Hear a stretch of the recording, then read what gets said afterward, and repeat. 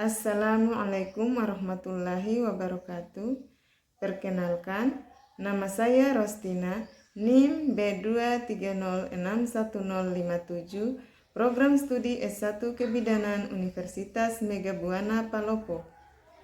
Video ini saya buat untuk memenuhi tugas ujian akhir semester dari mata kuliah Pelayanan Promotif dan Preventif pada IMS dengan dosen pengampu Ibu Rismawati SST MKes.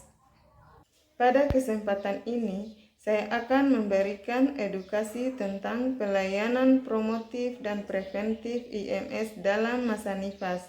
Namun, sebelumnya saya akan menjelaskan terlebih dahulu apa itu infeksi menular seksual atau IMS. Nah, infeksi menular seksual atau IMS adalah infeksi yang ditularkan dari orang ke orang lain melalui kontak atau hubungan seks vaginal, melalui vagina, anal, melalui anus atau dubur, dan oral melalui mulut. Infeksi menular seksual dapat menular melalui darah, sperma, cairan vagina, atau cairan tubuh lainnya. Terkadang infeksi ini dapat ditularkan secara non-eksual, seperti dari ibu ke bayi melalui proses kehamilan, proses persalinan, kontak kulit, atau melalui proses transfusi darah dan penggunaan jarum bersamaan.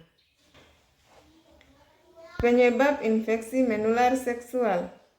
Infeksi ini berasal dari berbagai jenis mikroorganisme termasuk bakteri, virus, dan parasit.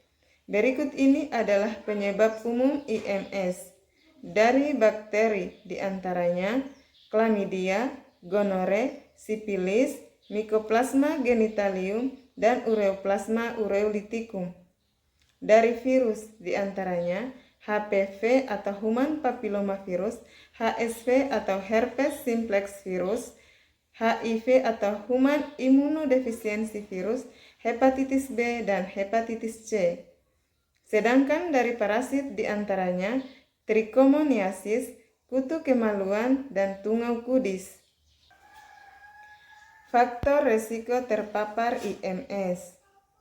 Semua orang yang aktif melakukan hubungan seksual memiliki resiko untuk terpapar infeksi menular seksual.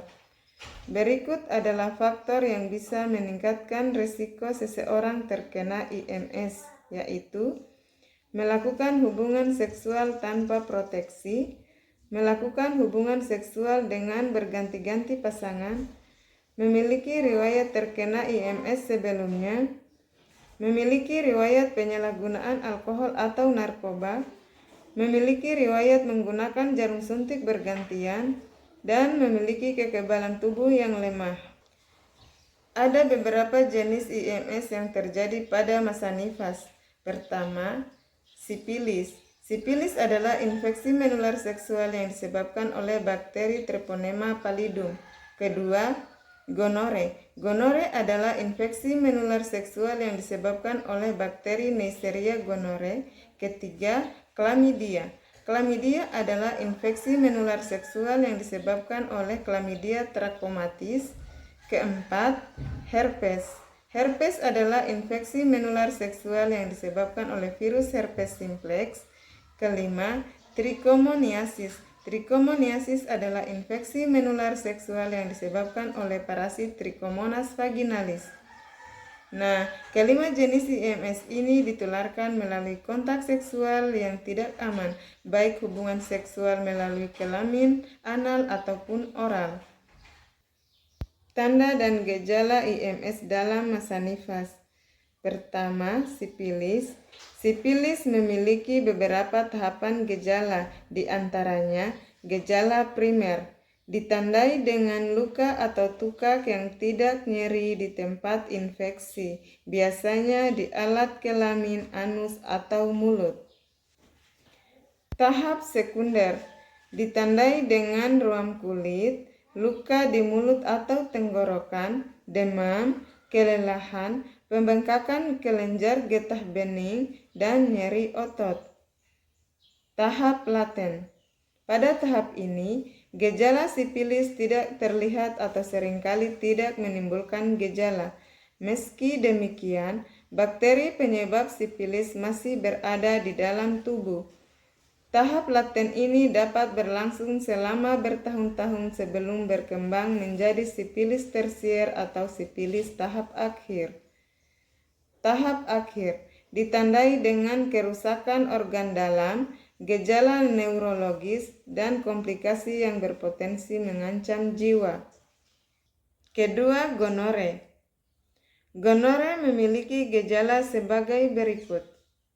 Keputihan berwarna kekuningan, nyeri atau rasa terbakar saat buang air kecil, kemerahan dan pembengkakan pada alat kelamin, keluar darah dari vagina setelah melakukan hubungan seksual, perdarahan vagina di luar siklus menstruasi, nyeri panggul, radang sendi yaitu kemerahan, pembengkakan, dan nyeri saat digerakkan, sakit tenggorokan yang sulit sembuh dan munculnya benjolan di leher atau pembengkakan kelenjar getah bening, mata merah, keluar nanah dari mata, dan menjadi sensitif terhadap cahaya. Ketiga, klamidia.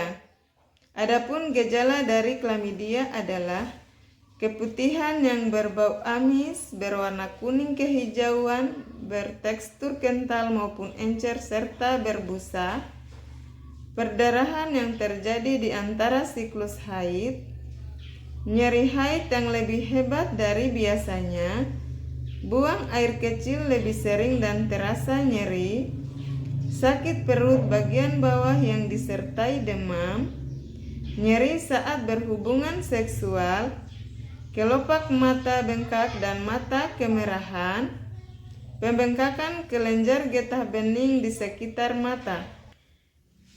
Keempat, herpes. Gejala herpes memiliki beberapa stadium. Stadium primer, munculnya vesikel atau bintil putih berisi air serta berkelompok. Stadium laten, ruam lepuh dan luka yang sebelumnya muncul akan mereda. Namun, pada fase ini virus sedang berkembang ke saraf tulang belakang yang ada di bawah kulit. Stadium peluruhan, virus mulai berkembang biak pada ujung saraf organ tubuh. Stadium rekurensi, tahapan ketika virus herpes akan aktif kembali. Gejalanya hampir serupa dengan herpes stadium primer. Gejala lain yang bisa timbul adalah gatal, kesemutan, dan nyeri yang muncul di area infeksi pada stadium primer. Kelima, trichomoniasis. Trichomoniasis memiliki gejala sebagai berikut. Keputihan yang banyak dan membuat vagina bau amis, keputihan berwarna kuning kehijauan bisa kental atau encer serta berbusa, gatal yang disertai kemerahan dan rasa terbakar di area vagina, nyeri saat berhubungan seksual atau saat buang air kecil. Upaya promotif IMS dalam masa nifas. Promotif IMS dalam masa nifas bertujuan untuk meningkatkan status atau derajat kesehatan yang optimal selama masa nifas. Bentuk kegiatan promotif adalah edukasi kesehatan untuk menghindari penyebaran infeksi dan reinfeksi meliputi pendidikan seksual tentang IMS, promosi perilaku seksual yang aman, misalnya menggunakan kondom dan tidak berhubungan seksual dengan orang yang terinfeksi, edukasi resiko koinfeksi. Ini dilakukan dengan cara melakukan edukasi resiko penyakit IMS lainnya sehingga dianjurkan untuk melakukan screening kesehatan, edukasi peningkatan perilaku mencari pengobatan. Di sini pentingnya edukasi dalam menjalani pengobatan pada pasien IMS karena ketidakpatuhan terhadap terapi dapat menyebabkan kegagalan pengobatan. Konseling gizi bertujuan memperoleh status gizi dan kesehatan yang lebih baik. Pencegahan IMS dalam masa nifas. 1. Menerapkan gaya hidup sehat. Dapat dilakukan dengan rutin menjaga kebersihan organ intim. 2. Hindari melakukan hubungan seksual yang tidak aman. Langkah pencegahan infeksi menular seksual adalah dengan menggunakan pengaman seperti kondom saat melakukan hubungan seksual. 3. Hindari berhubungan seksual dengan orang yang terinfeksi. Memiliki pasangan seks yang terinfeksi menular seksual dapat membuat seseorang beresiko tinggi tertular. Jika hal ini terjadi, sebaiknya lakukan pengobatan terlebih dahulu hingga pasangan benar-benar pulih dari penyakitnya. 4. Melakukan pemeriksaan rutin selama masa nifas dan segera obati jika ditemukan gejala infeksi. Penanganan IMS dalam masa nifas. 1. Melakukan deteksi dini pada ibu nifas dengan gejala IMS meliputi anamnesis, pemeriksaan klinis, diagnosis yang tetap. 2. Pemberian terapi dan obat-obatan secara dini dan efektif. Itulah video edukasi dari saya. Semoga bermanfaat bagi kita semua. Lebih dan kurangnya mohon dimaafkan. Assalamualaikum warahmatullahi wabarakatuh.